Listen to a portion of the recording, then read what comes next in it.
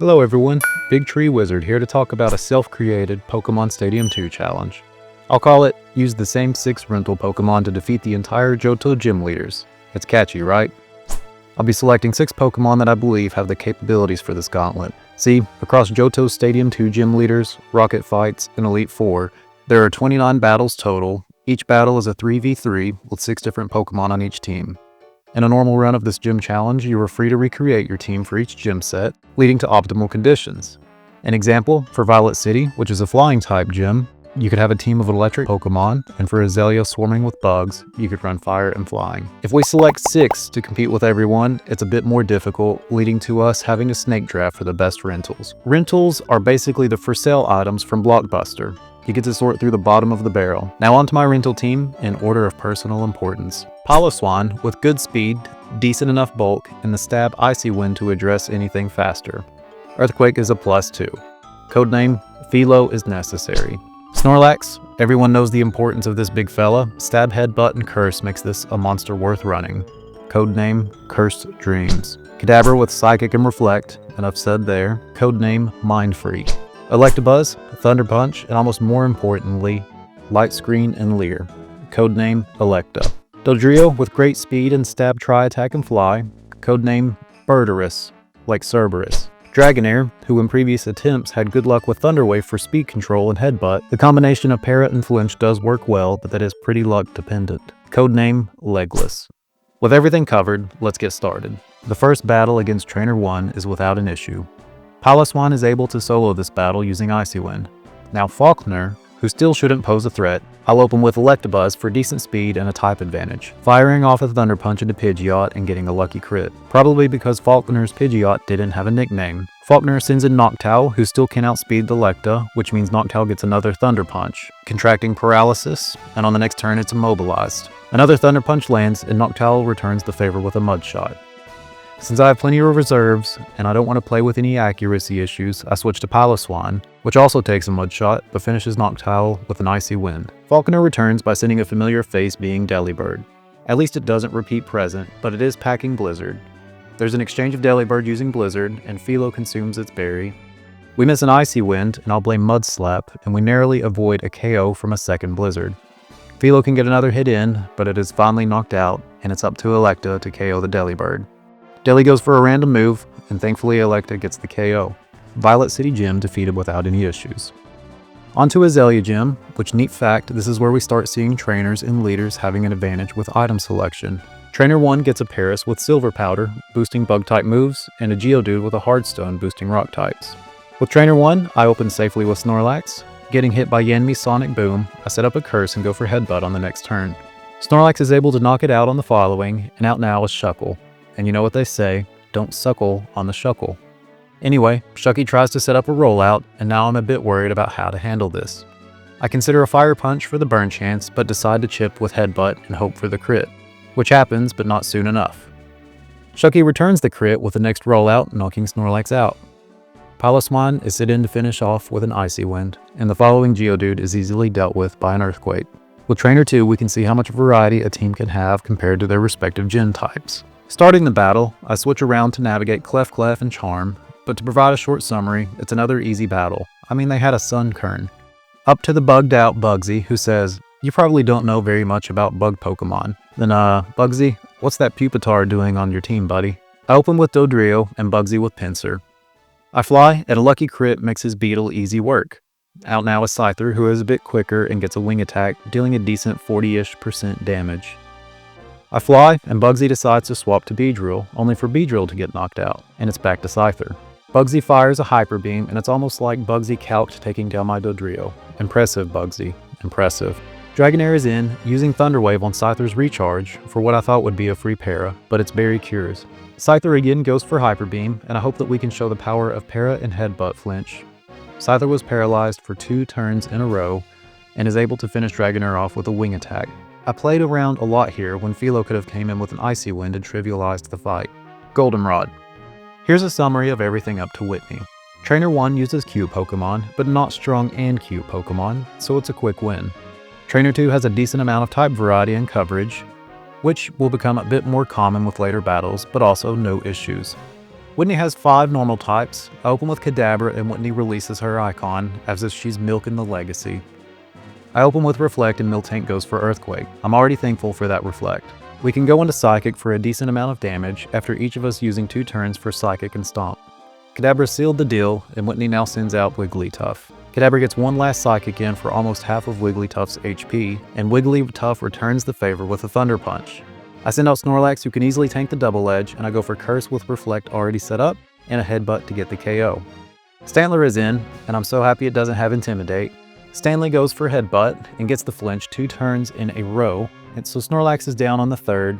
Rest easy, Dreamer. Palosmon can get an Icy Wind to address the speedy, flinchy Headbutts, but not until it is at least flinched once. Icy Wind gets to hit on the 2nd turn, and a berry to recover some HP, and now that we outspeed, a couple of Earthquakes to KO Whitney's final Mon. Equity. Trainer 1 has a Psychic weakness, and thanks to a critical hit, Kadabra swept without even taking damage. Trainer 2 also has a severe weakness to Psychic types, so Kadabra can do the same thing, except Mischievous gets to set up a Perish Song, and I feel like I need to rush this sweep. We're quickly on to Morty, who has a much more balanced team and only 1 Ghost type. At least more than 50% of his Pokemon are from Johto. I open with Philo and Morty with Gengar. I consider switching since I don't think I can outspeed and nail an Icy Wind, but I risk it anyway, and Philo gets hit with a nasty Fire Punch. Philo gets to return with an Icy Wind, but on the next turn I decide switching to Dragonair on the incoming Fire Punch is the best play. Dragonair uses Thunder Wave for speed control, and Gengar hits a Shadow Ball dealing about 50%. I had hoped that Dragon Breath would deal more damage, and Dragonair has to eat another Shadow Ball. Finally, another Dragon Breath, and Gengar is gripped by Paralysis, so I can safely KO with the next Morning Breath. Sudowoodo is his second, so another Thunder Wave, and Sudowoodo gets an Earthquake on Dragonair. Kadabra is able to come in and deal some major damage with Psychic, but it is nearly knocked out by a Rock Slide in return. A Psychic is able to wrap things up. Ariados is Morty's final, so I decide to swap to Philo to resist a Sludge Bomb, but Philo gets an unlucky Poison. An Icy Wind to drop the speed, which will ensure Kadabra can get the KO with Psychic.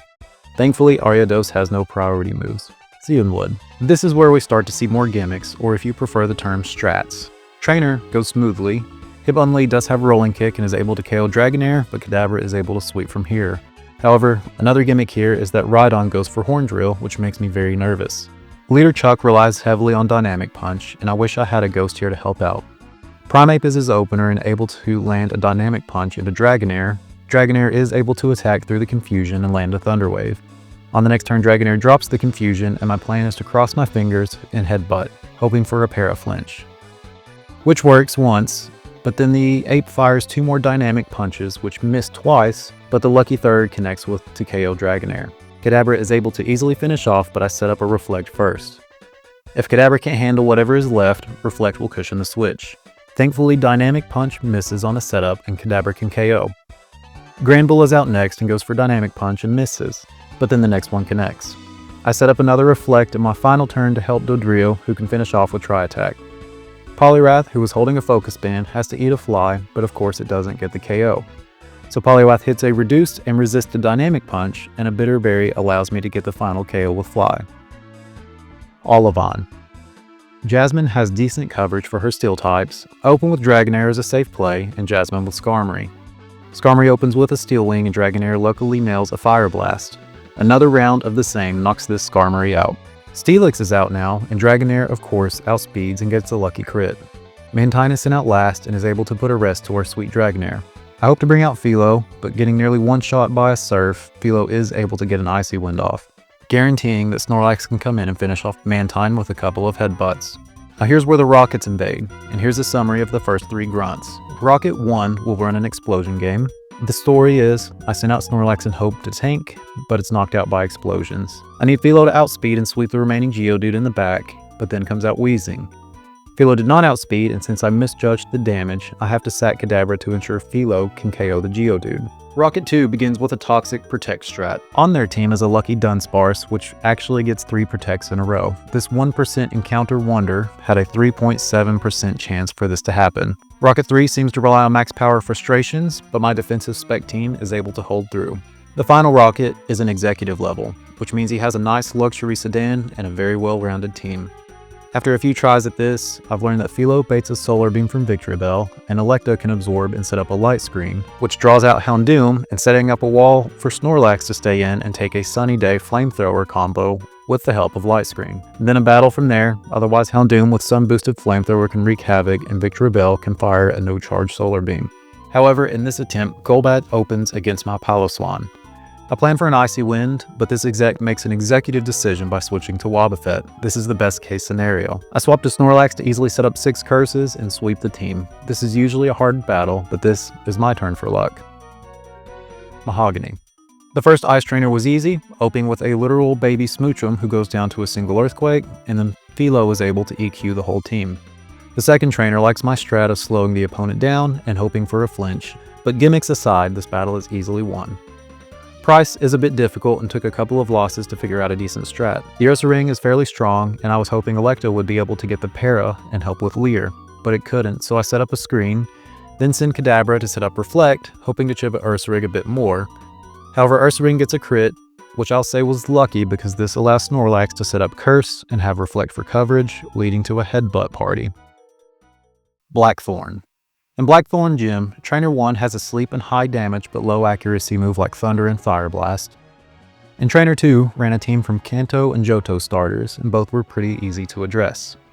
With Claire, I open with Snorlax against Kingdra.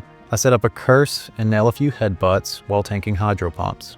Eventually Kingdra wins the duel, and out now is Kadabra to finish things off. Claire has a funny looking dragon type called Rhydon, and a lucky crit from Psychic on Rhydon seals the knockout. Claire's final is Kingdra, who stands in for a Psychic, and once Kadabra is knocked out, Piloswine seals the deal with 2 Icy Winds. And now we're on to the Elite Four. First is Will, who is a very close battle. His team has good coverage, and I was thinking about opening with Philo, hoping to catch Executor or Xatu with Ice. Xatu comes out and is faster than expected and slams with a crit. Dodrio comes in and takes care of business with a Tri-Attack, dealing great damage for the knockout, then going toe-to-toe with Clefable, netting the KO after Clefable misses a Fire Blast. Then Philo gets great damage on Girafaring before getting knocked out, paving the way for Snorlax. Except when Snorlax was hit by Stomp, which is a crit and a flinch. I'm nervous, but Headbutt comes through and Girafarig starts going for Earthquake, and after that Snorlax can win the battle with a couple of Headbutts. Koga opens with Electrode and tries to set up a multitude of double teams. Piloswine's first EQ misses, but the second connects for a one-hit KO, and out comes next is Venomoth. With a shocking display of double team, Venomoth sets up a nasty Toxic, and I decide to swap to Dragonair and hope to get a Fire Blast off, which connects after the second attempt. Then a second Dragon Breath connects, and thankfully Venomoth's Focus Band didn't activate. Koga sends out Golbat, who again tries to set up double team and attacks to dodge damage now that Dragonair is poisoned, finally wearing Dragonair down to the point where a Wing Attack gets the KO. My hope is that Philo gets an Icy Wind to chip and drop the speed so Kadabra can come in for the final knockout. After a multitude of misses from Icy Wind, Philo is knocked out, and Kadabra misses a few times after that, but finally we connect with the final Psychic. I miscalled on Bruno, not expecting him to open with Blastoise, so I left Electabuzz. The fight starts off badly for Philo, getting nearly one-shot by Surf. I swap to Dodrio on accident and get some damage with Tri-Attack, and Kadabra gets in, finishes Blastoise, then gets a lucky crit on Machamp, and it feels like maybe we can win. Then Onix comes out. Then Psychic gets another lucky crit on Onix, and it's an absolute game changer. Against Karen, I open with Philo and set up a few Icy Winds, then we both chip at each other, and Umbreon finally wins. And out now is Snorlax, who still oddly enough can outspeed, but he does get hit with Confuse Ray, and on the second turn is able to pass through and hit the knockout. Finally is Vileplume, and I send out Kadabra to shake the confusion. Kadabra does get infatuated, and after a couple attempts, finally says I love you to this flower, and this lucky charm gets another crit, but due to an earlier stun spore from Venomoth, gets one shot by the Gengar in the rear, leading to Snorlax being confused by Gengar and having to throw fire punches. If Snorlax can keep level-headed and not be confused, we may be able to win, which is exactly what happens with the final fire punch. And now, we're at the final bout of this wonderful journey, the Dragon Master Lance. Lance has an intimidating lineup, and after some consideration I open with Piloswine, and Lance with Tyranitar. I plan to hit an Icy Wind into this behemoth, but Lance switches to Charizard. With this change of events, it's time for Snorlax to come out on some type of fire move, which Snorlax eats a Flamethrower, and we return with a Headbutt for decent damage. A replay of Flamethrower and Headbutt gets Charizard in the red, and Snorlax served us well but is now knocked out. Electabuzz can come in on the now slowed and weakened Charizard and finish off with a Thunder Punch.